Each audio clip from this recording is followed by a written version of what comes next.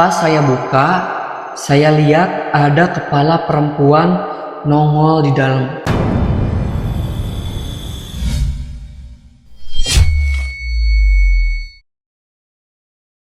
Halo semuanya, kembali lagi bareng gua Bintang Reksa di Cerita Malam. Cerita ini disampaikan langsung oleh Iki, seorang OB yang bekerja di sebuah hotel yang baru beroperasi lagi setelah lama terbengkalai.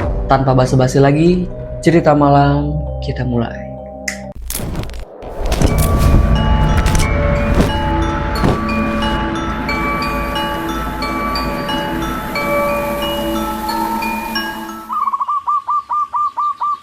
Jadi gini, tahun 2014 itu saya baru lulus SMA.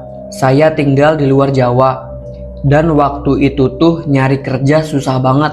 Saya udah kemana-mana, kirim lamaran sana-sini, tapi nggak ada yang panggil. Sampai suatu hari, saya dapat kabar kalau ada lowongan di sebuah hotel. Hotel itu baru buka lagi setelah katanya lama banget nggak beroperasi. Saya pikir, ya udahlah, coba aja. Yang penting dapat kerja dulu. Nggak lama, saya dipanggil tuh buat wawancara. Dan alhamdulillah langsung diterima jadi OB. Hari pertama kerja, saya seneng banget bang. Rasanya kayak lega, akhirnya ada kerjaan juga. Pas hari pertama, saya langsung dikasih tahu tugas-tugasnya. Saya kebagian di lantai 3 sama 4. Hotel itu ada 5 lantai. Tapi lantai 5 katanya sebagian dipakai buat gudang dan nggak digunain karena masih proses renov. Waktu saya mulai kerja, saya nyapu lorong, pel kamar, bersihin kaca, kayak kerja OB biasanya. Saya perhatiin bang, kamarnya tuh kelihatannya baru dicat ulang aja. Tempat tidur, meja, sama TV emang baru, tapi tembok sama lantainya masih kayak bangunan lama. Catnya pun masih bau apek gitu. Hari pertama aman-aman aja, nggak ada apa-apa. Menjelang malam, saya dikasih tahu tempat mes karyawan. Soalnya rumah saya jauh, gak mungkin bolak-balik tiap hari. Mesnya tuh satu kamar isi 4 kasur. Pas saya masuk, saya lihat cuma 1 kasur yang kepake. Saya doang yang nginep. Saya sempat nanya ke stafnya, loh ini OB di sini cuma saya yang mes? Enggak, satu lagi ada, tapi dia pulang, rumahnya deket. Ya udah, saya pikir nggak apa-apa. Baru juga kerja kan. Malam itu saya bersihin barang, siap-siap mau tidur. Tapi sekitar jam 8-an saya dipanggil lagi sama salah satu staf. Katanya, kamu mau lembur nggak? Cuma bersihin 1 area doang. Nanti dikasih fee tambahan. Karena saya masih anak baru, ya saya iyain aja. Saya takut dibilang males atau nggak profesional. Saya pikir juga lumayan buat nambah uang jajan. Terus dia bilang, area yang perlu dibersihin itu kamar mandi di lantai 5. Saya sempat kaget. Lantai 5? Lantai 5 pak? Itu kan gudang ya? Gak apa-apa, cuma bagian kamar mandinya aja, cepet kok. Dalam hati saya udah gak enak bang. Tapi ya mau gimana, saya udah bilang mau. Takut juga kalau nolak malah disangka malas. Akhirnya saya siap-siap bawa alat bersih-bersih dan naik ke lantai 5. Tapi liftnya masih rusak waktu itu, jadi saya harus lewat tangga. Di situ sepi banget, cuma suara langkah kaki saya sendiri yang kedengeran. Dari lantai 4 ke lantai 5, hawanya udah beda, lebih lembab, lebih pengap. Pas saya nyampe di tangga terakhir, saya nengok ke atas dan saya ngeliat ada sosok hitam berdiri di ujung railing tangga.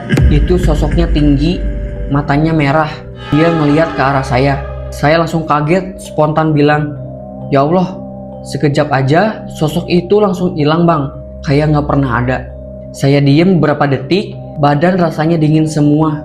Tapi saya pikir, udah kerja aja, jangan mikir macem-macem. Saya lanjut naik, buka kamar mandi itu. Lampunya redup banget, beda jauh sama lantai di bawah. Mungkin karena emang area gudang, jadi nggak dipasang lampu banyak. Saya mulai nyiram lantai, nyiram pojokan, bersihin keramik. Awalnya aman, tapi lama-lama saya ngerasa aneh. Setiap saya nyikat, ada suara lain yang ikut nyikat juga. Jadi pas dia nyikat, srek, srek. Pas dia nyikat, srek, itu ada yang ngikutin srek gitu. Kalau saya berhenti, dia berhenti. Kalau saya lanjut, dia ngikutin lagi. Saya mulai merinding di situ. Tapi saya paksain cepet-cepet biar kelar. Saya ngebut nyikat, nyiram asal, pokoknya pengen cepet selesai. Tinggal satu ruangan lagi, yaitu room closet deket pintu. Pas saya buka, saya lihat ada kepala perempuan nongol di dalam. Rambutnya sepundak dan dia ketawa pelan. Hihi. Terus hilang gitu aja. Bang, saya nggak bisa gerak waktu itu, tapi saya tahan buru-buru nyikat, nyiram asal-asalan, gak tahu bersih, gak tahu enggak, yang penting cepet beres. Begitu selesai, saya langsung keluar, bawa alatnya, lari ke arah tangga. Tapi sebelum belok ke tangga, di ujung lorong saya lihat ada sosok lagi berdiri. Tapi jelas banget dia ngeliatin saya.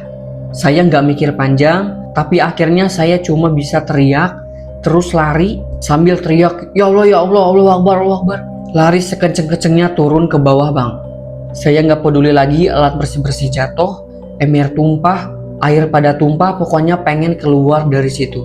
Saya langsung pulang malam itu juga. Besoknya saya demam, panas tinggi, dan setelah itu saya nggak balik kerja lagi ke hotel itu. Sekarang saya udah kerja di tempat baru, tapi kalau inget kejadian itu rasanya masih kebayang. Jadi waktu dia keluar tuh dari ruangan itu, pas dia masuk ke lorong, di ujung itu, ini lorong, ini tuh tangganya ke bawah, dan di sini ada lorong lagi. Dia posisinya di sini, pas dia mau ke tangga nih ke arah sini.